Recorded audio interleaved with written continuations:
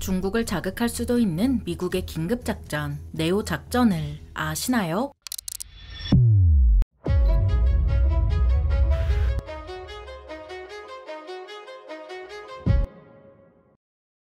안녕하세요. 지식스토리입니다. 이번에는 전쟁에 대비한 미국의 한수, 네오작전에 대해 알아볼 텐데요. 우리나라는 평화롭죠. 평화로운 덕에 휴전 중이라는 것을 잊어버리고는 합니다. 하지만 휴전 중이라는 것은 사실 북한이 언제든 선전포고 없이 기습적으로 전쟁을 일으킬 수 있다는 의미인데요. 실제로 북한의 전략이 그렇습니다. 북한의 전략은 단기 결전으로 서울의 장사정포를 겨누고 불바다로 만들어버리겠다는 것인데요. 즉 기습적으로 서울을 총공격하고 그 사이 특작군으로 핵심 시설을 빠르게 점령해 우리나라와 미국을 협상 테이블로 끌어낸다는 그럴싸한 전략입니다. 물론 이런 전략이 북한 수준에 가능하겠어? 라는 생각이 먼저 들 수 있는데요. 하지만 이스라엘 하마스 전쟁에서 최고 수준의 방공망을 갖춘 이스라엘이 하마스의 패러글라이더와 오토바이에 뚫려 엄청난 피해를 본 사례도 있던 만큼 방심은 절대 해서는 안 되죠. 북한이 아무리 가난해도 무장정파인 하마스보단 훨씬 사정이 낮고 우크라이나 전쟁으로 실전 경험도 쌓았으니 더욱 방심해서는 안 됩니다. 하지만 만약 북한이 장사정포를 쏘면서 특작군을 보내 핵심 시설을 점령하면 아주 골치 아픈 문제가 하나 있습니다. 바로 서울에 있는 외국인들인데요. 우리나라에 있는 미국 민간인은 무려 20만 명이고 그중 6천 명이 미군 가족으로 북한이 기습적으로 서울을 총공격하면 이들 또한 죽거나 다칠 수밖에 없죠. 심지어 북한은 핵과 생화학 무기도 보유한 만큼 서울을 총공격하기로 마음먹었으면 수단과 방법을 가리지 않을 가능성이 큽니다. 자국민 한 명만 죽거나 다쳐도 그 나라에 F-16으로 민주주의를 선물하는 미국이 이러한 부분을 그냥 방치하고 있을 리는 없는데요. 그래서 마련해놓은 것이 네오작전입니다. 네오는 Non-Combatant Evacuation Operations, 즉 비전투원 철수작전으로 우리나라를 포함한 해외에서 전쟁이나 사변이 생기면 미국 민간인을 본국으로 철수시키는 작전입니다. 주한미군은 1994년 1차 북핵 위기 이후 우리나라에서 전쟁이나 사변이 생길 것을 대비해 정기적으로 네오작전을 훈련해왔습니다. 다만 이때 훈련은 주로 컴퓨터 시뮬레이션으로 해왔는데요. 북한의 5차 핵실험으로 우리나라의 긴장 수위가 높았던 2016년 하반기에는 미국 민간인을 수송기에 태워서 주일미군 기지로 보내는 방식으로 훈련하기도 했죠. 이처럼 네오작전은 미국 민간인을 철수시키는 작전이다 보니 미 국무부가 주도하고 미 국방부가 보조합니다. 네오작전은 우리나라뿐만 아니라 미국 민간인이 있는 모든 나라에서 할 수 있고 2011년 일본에서는 네오작전을 실제로 개시한 적이 있는데요. 미국으로 바로 철수하지 못하거나 미국에 도착한 후에 대한 계획이 없는 등 여러 문제가 있었죠. 이런 네오작전의 대상은 미국 민간인은 당연히 포함되지만 그 외 일부 지정된 외국인도 포함됩니다. 즉 미국 민간인만 데리고 철수하는 것이 아니라 미국과 관련 있는 외국인까지는 같이 데리고 철수한다는 겁니다. 물론 전쟁과 사변이라고 해서 바로 네오작전으로 이어지는 것은 아니라서 자발적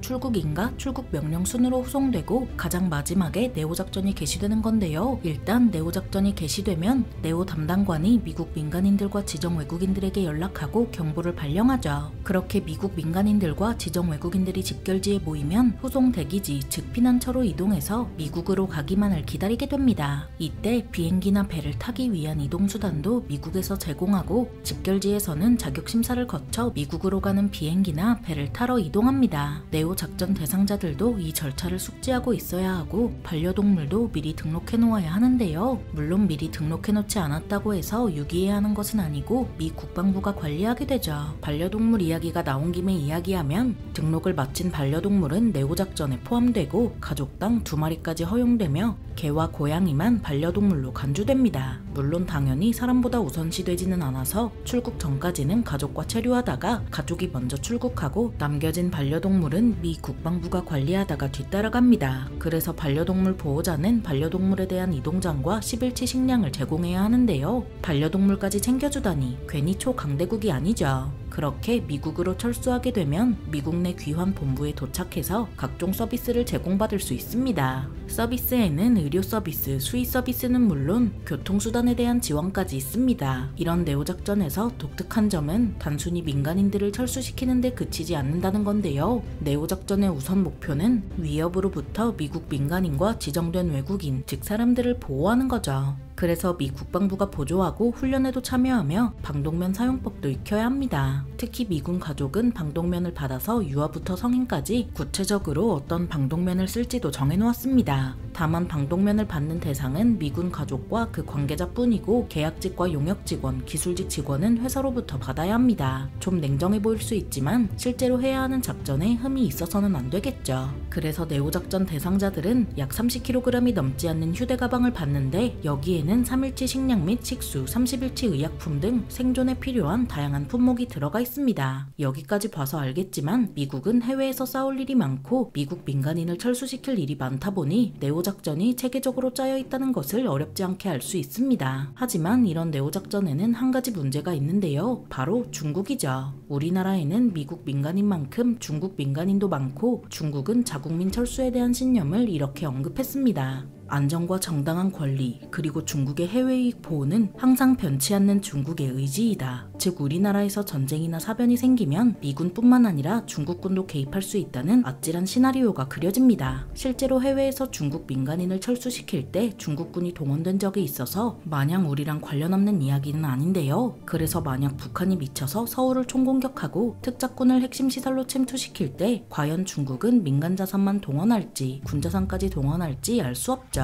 우리나라도 엄연히 주권국가인데 중국군이 개입하는 것은 엄연한 주권 침해처럼 느껴질 수 있습니다. 하지만 국제법상으로는 문제가 없는데요. 유엔 헌장 51조인 자위권 원칙에 따르면 주둔국의 동의 없이도 군사 개입이 가능하기 때문입니다. 그래서 만약 우리나라에서 전쟁이나 사변이 생기면 우리나라 공항과 항구를 두고 미군과 중국군이 경쟁하게 되는 아찔한 상황이 벌어질 수 있는데요. 심지어 북한으로서는 미중 모두 동맹은 아니라 불리한 상황을 타파하기 위해 중국군을 공격하고 한미연합이 그런 것처럼 이를 꾸밀 수도 있죠. 그렇게 되면 중국은 대만 침공과 더불어 우리나라에 개입할 명분이 생기고 미국을 싫어하던 나라들이 도와줄 가능성도 빼놓을 수 없습니다. 이렇게 보니 네오작전 자체는 필요하고 민간인 보호 차원이라 문제는 없지만 미국과 중국의 충돌이 생길 수 있다는 것이 문제인데요. 너무 과한 걱정 아니냐고요? 우리나라의 중국 민간인은 총 75만 명으로 우리나라의 외국인 42%를 넘게 차지하는 엄청난 수를 자랑합니다.